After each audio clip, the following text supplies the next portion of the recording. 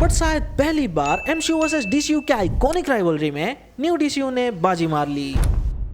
तो ये raise two billion में आखिर कौन जीता? कोई भी नहीं। लॉन्ग स्टोरी शॉर्ट, कुछ ऐसा हुआ है। जुलाई यानी छुट्टियों का मौसम, तो मार्वल और डीसी ने डिसाइड किया कि क्यों ना हम दोनों इसी महीने में आ जाए। तो वो आए, पर उस तरफ यूनिवर्सल पिक्चर ने भेज दिया उनके डायनासोर को।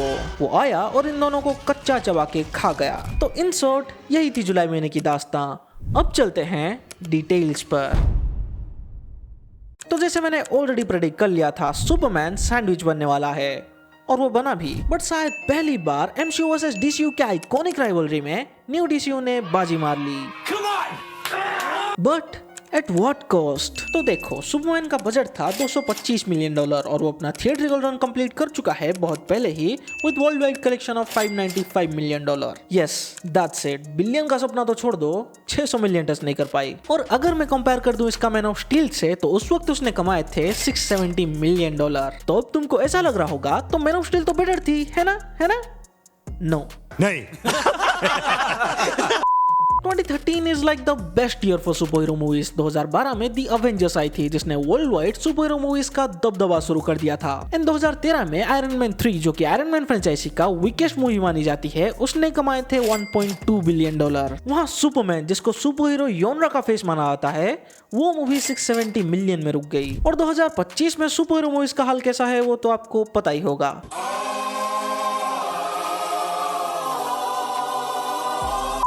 तो हालत को मद्देनजर रखते हुए सुपरमैन ने ठीक ठाक अर्निंग किया है। बट इसका मतलब यह नहीं है कि जितना अर्न करना चाहिए था उससे अच्छा परफॉर्म किया है। क्योंकि अगर इसका परफेक्ट कंपैरिजन लाऊं तो वो है एमसीयू की फर्स्ट फिल्म 2008 की आयरन मैन 1, जब सुपर हीरो मूवीज का ऑलमोस्ट ऐसा ही हाल था। तब आयरन मैन ने कमाया था $585 मिलियन 2008 में, जिसका करंट वैल्यू निकलता है अराउंड $900 मिलियन। यानी सुपरमैन को एटलीस्ट 800 मिलियन क्रॉस करनी चाहिए थी, बट सैंडविच बन के रह गई, क्योंकि सैंडविच के ऊपर वाले बन ने बहुत ही ज्यादा प्रेशर दे दिया। सुपरमैन से 10 दिन पहले रिलीज होके जुरासिक वर्ल्ड रीबर्थ ने अपना थिएट्रिकल रन अभी 1 अगस्त को कंप्लीट किया, और उसने टोटली कमाया है $828 मिलियन। लेकिन एक second, If this one hits 800 mil, you guys are coming. It's a deal. अगर स्कारलेट जोहानसन इंडिया नहीं आए ना, मैं बता रहा हूँ आशीष भाई, इकाकी नहीं दिखूंगा मैं। तू तो निकला पैदाइशी भड़वा।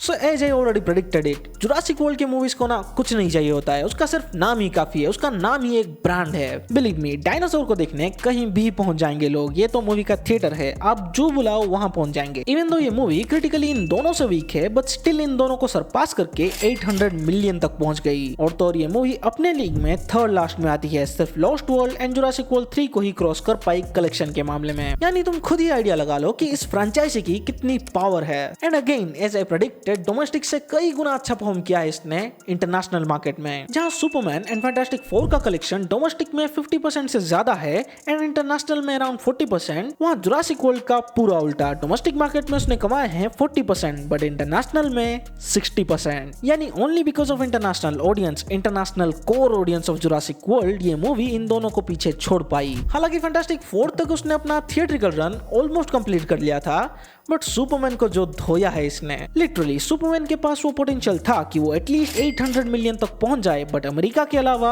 बाकी सारे देशों में वो ऑलमोस्ट फ्लॉप ही रही। इंडिया की बात ले लो, इंडिया में जुरासिक वर्ल्ड रीबर्थ ने ऑलमोस्ट 100 करोड़ कमाए हैं, और वहीं सुपरमैन ने 50 करोड़ 55। और फैंटास्टिक 4 के फर्स्ट वीकेंड में तो सैयारा नाम की सुनामी आई थी, स्टिल उसने 25 करोड़ कमाए। बट सुपरमैन, उसके लिए कोई डोमेस्टिक कंपटीशन था ही नहीं, पर उसके अमेरिका के ही कंपटीशन ने उसकी लंका लगा दी। एक तो जुरासिक वर्ल्ड रीबर्थ एंड और एक है F1 ब्रैड पिट।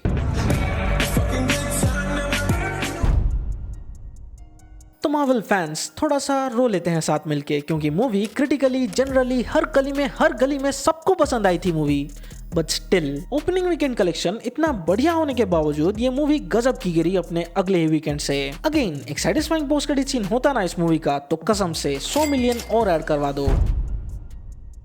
तो कुछ इस तरह $1 बिलियन का रेस अनफिनिश होके रह गया। जुरासिक वर्ल्ड रीबर्थ जो ऑलमोस्ट आ गया था $1 बिलियन के पास, वो टच करने से पहले थक गया, पर ये दोनों तो आधे रेस में ही गिर गए। और इस साल के समर ने हमें एक भी $1 बिलियन मूवी नहीं दी, और ये लिलो एंड स्टिच को मैं काउंट नहीं कर रहा हूँ, ठीक है। बट अगले साल का समर आउटस्टैंडिंग होगा, क्योंकि तुम खुद ही देख लो।